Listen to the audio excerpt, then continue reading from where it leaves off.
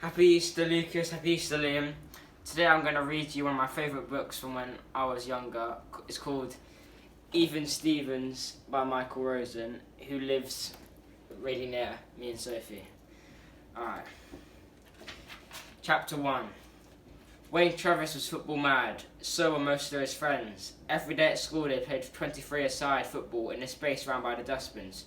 No ref, one goal. Looks like that. Wayne's ambition was to be a professional footballer. Every day he watched his Goals of the Century video and imagined being on television. What Wayne imagined. This free kick is on the halfway line. McGimpsey runs into open space. Travis steps up and it's a high swirling ball aimed at the big target man, but no, yes, incredible, it's a goal. What actually happened? Wayne's other ambition was to perfect the famous Headley Carlton triple bounce goal, as described to him by his granddad. I shall never forget that goal. It wasn't just a swerve, it wasn't just the speed. Each bounce zigzagged across the pitch as if the ball had a life of its own. Granddad telling him the story. Wayne decided to have a go. His foot swerved as it approached the ball, then spun back the other way. At the same time it flipped up under the ball. The result was amazing. The ball flew like a rocket towards Shahid. It dipped, bounced, swerved off towards Roger and Harry. It bounced again and swerved back towards the two Shoners. It bounced again and headed for Maxine and Lara. Then it hurtled into the goal, hitting the wall with thunderous wham. I've done a Headley Carlton triple bounce goal. In the playground. From then on, Wayne practiced the foot move whenever he could. Under the table, on the bus, at breakfast, swerve, spin back, flip up. Swerve, spin back, flip up. Chapter 2. Wayne wasn't the only one in his family who liked football. On Saturday mornings, Wayne's dad played for a team called Even Stevens. Everyone in the team lived in Shakespeare Street. It was called Even Stevens because all the players lived in houses or flats with even numbers. They played their matches on the AstroTurf behind the Mammoth hypermarket. Even Stevens FC team notes, nicknames in brackets. Starting there, so that's the team photo, each player's description. Erkan Hussein, 21, leather worker, excellent right foot, terrible left, mother works at Tesco. Nickname Tesco. Harry Postlethwaite, 52, bus driver, terrible right foot, terrible left foot, says he knew Sir Stanley Matthews, nickname Stan. Darren Stewart, 13, school kid, brilliant all-rounder but he's only got one eye, nickname Nelson. Chuck Bradley, 35, unemployed, ex-American football player, nickname Super Bowl. Myra Stewart, 41, Darren's mum, ex-Scotland ladies team, nickname Walk. Satoshi Watanabe, 20, student, broke Tokyo record for spinning a basketball on one finger, nicknamed Guinness.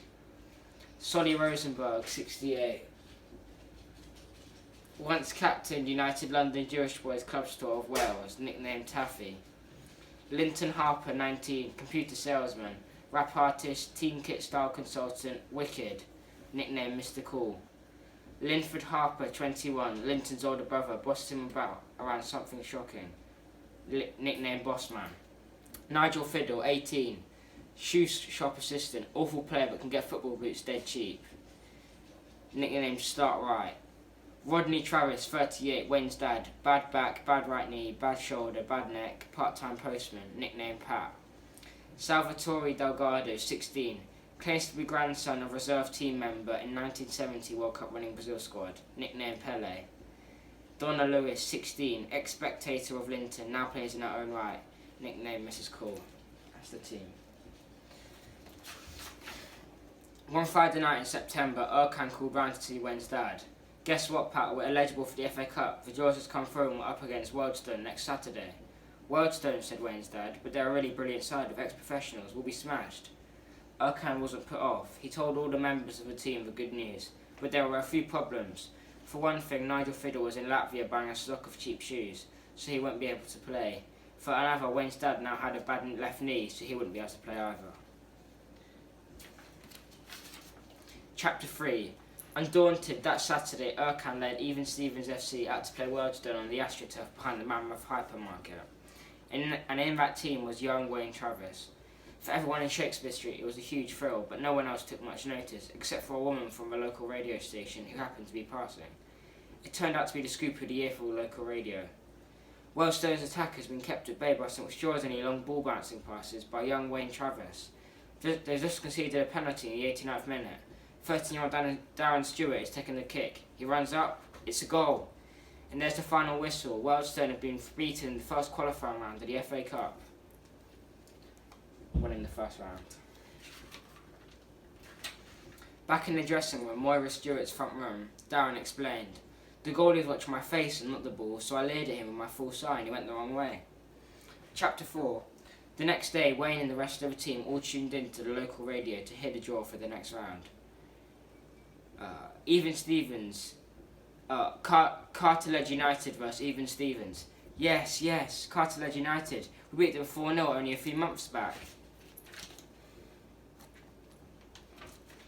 Meanwhile, in a garden shed somewhere in Enfield, Cartledge United were not so happy. "Oh no, Even Stevens, that really does it. Sorry, I can't make September 28th, I've got to mow the lawn. My brother's given me a haircut that day. You bet I am. I've got to take the mower over to Uncle Bill's. Yeah, me too." And so Even Stevens didn't even have to play anyone at all in the next round of the FA Cup. So the team forfeited. Chapter 5. Successfully through the qualifying round, their next challenge was to play the non-league professionals. They were drawn away against the powerful Telford United. Young Wayne Travis is on top of the world. Just 9 years old, he's in the country's greatest football tournament. "It's brilliant," states Wayne from his home in Shakespeare Street. His mum would have been proud of him, adds Dad, Rodney, 38, part-time postman and widower. "And what of the amazing long ball triple bouncing passes we saw in the game? Just a fluke," says fair-haired Wayne. "I don't want to make too much of it, but it's certainly a red letter day for Postman Dad." When the big day came, Wayne's dad Nees was still playing up and Nigel was still in Latvia or Poland, I can't remember. So Wayne was in the team. On the coach to Telford, Erkan dished out advice. "I want commitment, hard tackling in midfield, early ball to Jock and Nelson up front. Zigzag," that's his nickname now. "I want you to cover Taffy when he gets tired and only use that tricky long ball bounce pass when there's space down the middle." So, manager giving him his advice. On the coach back from Telford,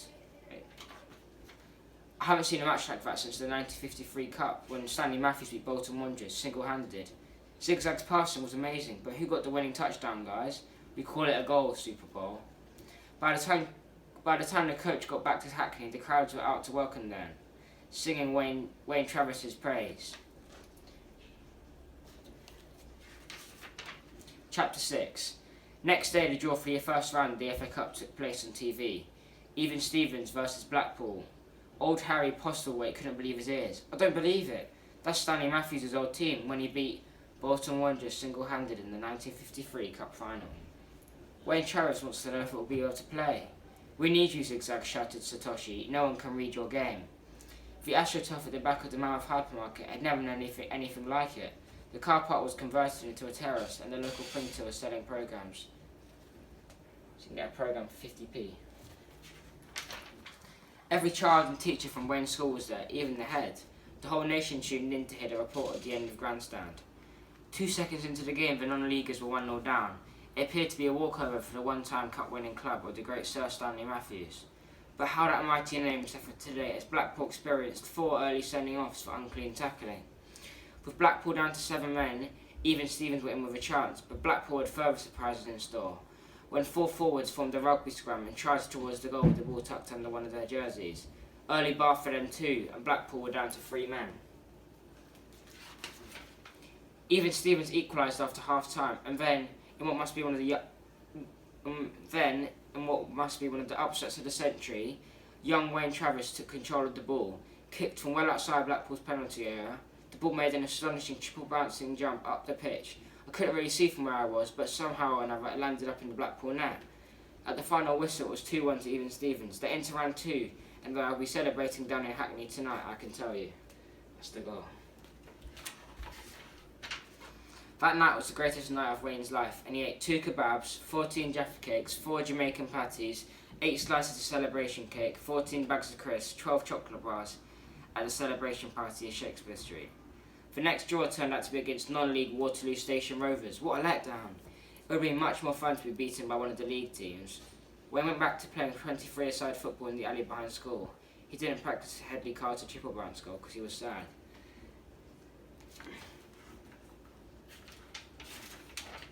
few weeks later, while Wayne was doing his homework and Dad was dozing in the armchair, a newsflash came on the radio. Semi-professional football club Waterloo Station Rovers have been forced to close down. In a statement, fraud, £50,000 missing, in court tomorrow, punched a manager, police, no further part in the FA Cup. Wayne's dad woke up and leapt to his feet so suddenly he put his back out. That means we're through the second round of the FA Cup. If only I could get myself fit in time. At first Wayne thought brilliant, playing one of the big boys, but then he thought, what if Dad does get fit in time? Wouldn't that mean he loses his place in the team? And had Nigel Fiddle run from Poland or Bulgaria the other day to see he was on his way back with a load of new shoes and books. Chapter 8. When Even Stevens was drawn away against Manchester United in the third round, even Moira Stewart was stunned to silence. Man United, Old Trafford, a crowd of over 40,000, live coverage on TV. Maybe they should simply bow out now before nerves and humiliation got the better of them. Instead, what happened was one of the most curious and extraordinary games of football in the world. Erkan Hussein may not have been the world's greatest captain, but he knew a thing or two about football. In the weeks leading up to the game, he racked his brains, and by the day of the big match, he had a plan. In the dressing room at Old Trafford, he revealed it for the first time.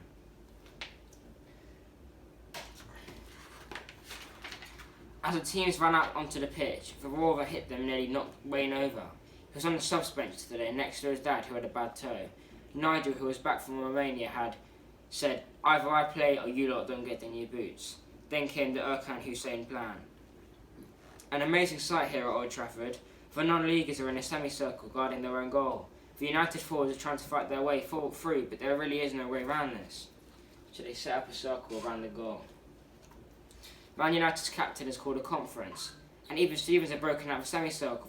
They've taken the ball upfield and they've scored, and Man United haven't even noticed. What an amazing move. And 1-0 was where the score stayed until the final whistle. One of the smallest clubs in the world had beaten one of the biggest. That night, the World Football Council had an emergency meeting in the Eiffel Tower and changed the rules of football so that could never happen again. Rule number 457, semicircles and defences. Teams are not allowed to form a defensive ring around the goal.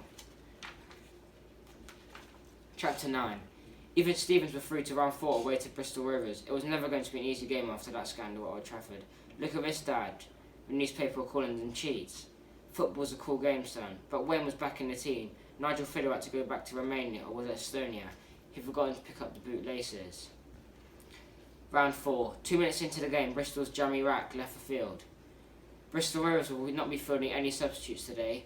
David Dover's wife, Eileen, has gone into hospital to have a baby, and David's with her. Best of luck, Eileen. An amazing coincidence. Dawn Bitnera's wife is having a baby. Too best of luck, Lena. 3 minutes later, 3 more went. Well, here's a turn-up for the books. Jimmy Rack's missus, Anna, has just been taken to hospital. They're expecting their third child. Best of luck, Anna.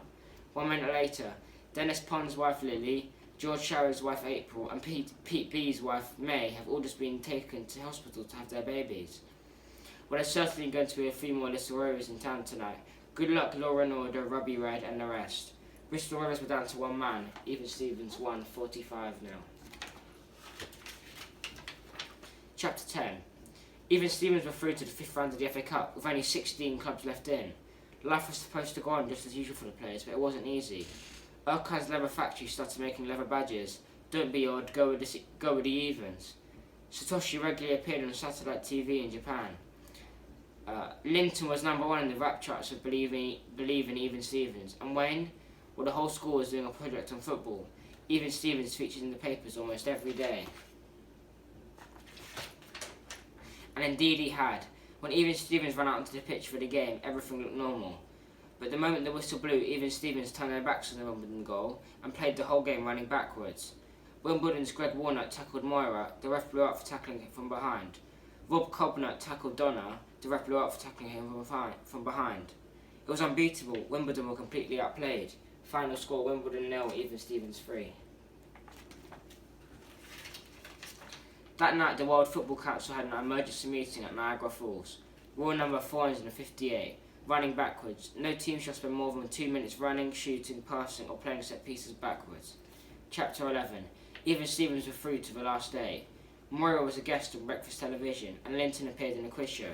Every single member of the team was involved in something, from opening supermarkets to charity work. Wayne was finding it hard to concentrate in school. The capital of Egypt is Even Stevens. 12 times 3 is Even Stevens. Hawthorne Blossom is called Even Stevens. Some of his mates were really jealous. I'm better at football than you were, and I ought to be playing for the Stevens. Maybe you are, but you don't live at an even number in Shakespeare Street, do you? So hard cheese.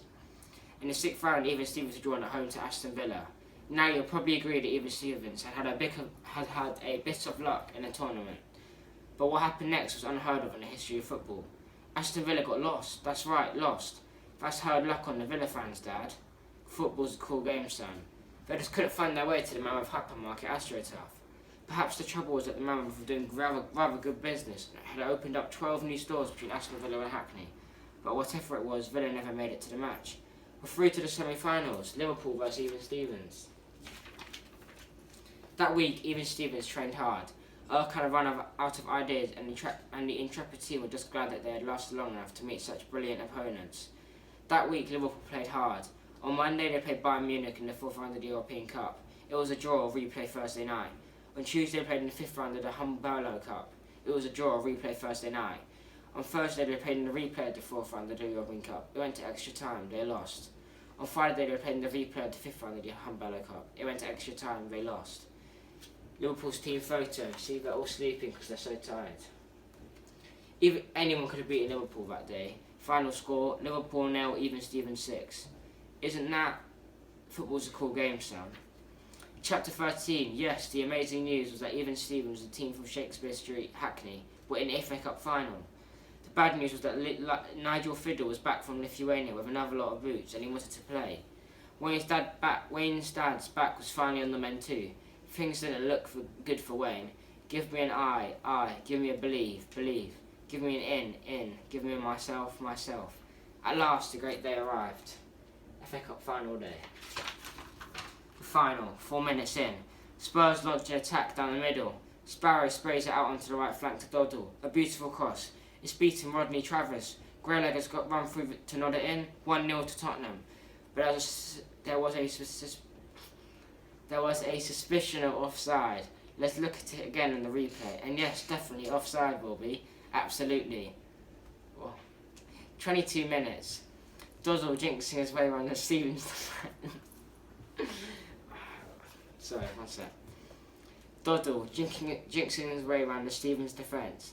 Postlewaite's got his wrap. Postlewaite's got it back, and oh. Let me get a drink break. So Tottenham are winning 1-0.